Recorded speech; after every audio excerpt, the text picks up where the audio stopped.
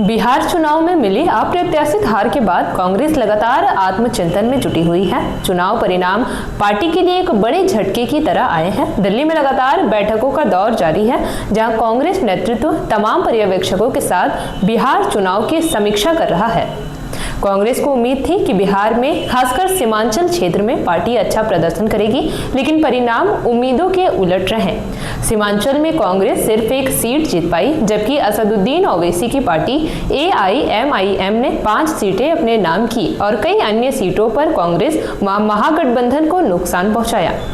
इसी कड़ी में कांग्रेस अध्यक्ष मल्लिकार्जुन खड़गे की अध्यक्षता में एक महत्वपूर्ण बैठक हुई, जिसमें बिहार चुनाव के सभी पर्यवेक्षक मौजूद रहे। बैठक में ओवैसी फैक्टर पर भी विस्तार से चर्चा हुई।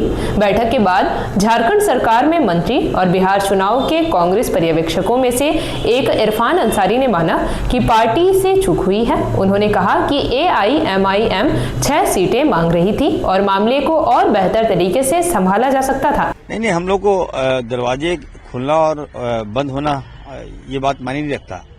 उनके लचीले भाषण को झारखंड में हम लोग उसको रोके, ये मायने रखता है और हम लोग रोकेंगे उसको। उनका प्रभाव हम लोग नहीं पड़ने देंगे। नहीं, देखिए ओवैसी साहब क्या बोल रहे हैं मुझे इससे मतलब नहीं है, लेकिन ये बात सत्य है कि जब से भाजपा की सरकार बनी तब से लिंचिंग शब्द का प्रयोग हुआ इस देश में, और हमारे भोले भाले अल्पसंख्यक दलित और मुस्लिम समाज को फंसाया गया, आदिवासियों को फंसाया गया, मारा गया, तड़पा तड़पा कर मारा गया, बेगुनाहों को जेल में बंद कर दिया।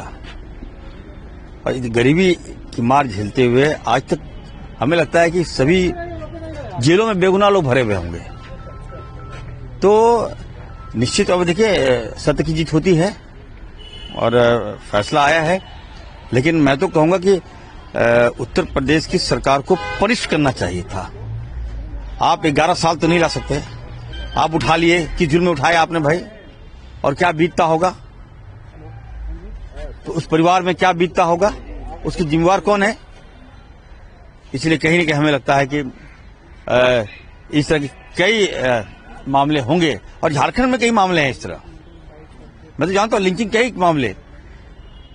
आपको यकीन नहीं होगा कि सेंट्रल मिनिस्टर ने लिंचिंग के हत्यारों को घर पे बुलाकर माला पहनाया।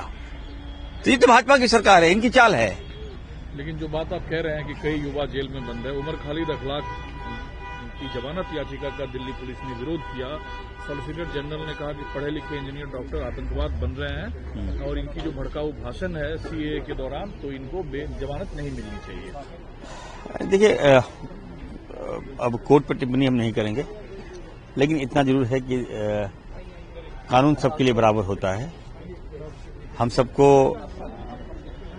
बाबा भीमराव अम्बेडकर साहब के कानून पर विश्वास है, और हमें लगता है कि जिस वर्ग ने अगर गलत किया है तो उसको सजा मिलनी चाहिए। अगर गलत नहीं किया है तो इसलिए सजा मिल रहा है कि अगर अल्पसंख्यक है तो ये गलत है। लेकिन 4 और गिरफ्तारी हुई है दिल्ली ब्लास्ट मामले में। नहीं, मैं तो कह रहा हूं अगर जो दोषी उस पर कठोर कार्रवाई होनी चाहिए।